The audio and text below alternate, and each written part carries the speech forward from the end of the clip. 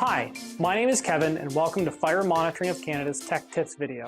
In this video, we're going to teach you how to arm and disarm a partition on a DSC 4020 Maxsys Commercial Security Alarm Monitoring System.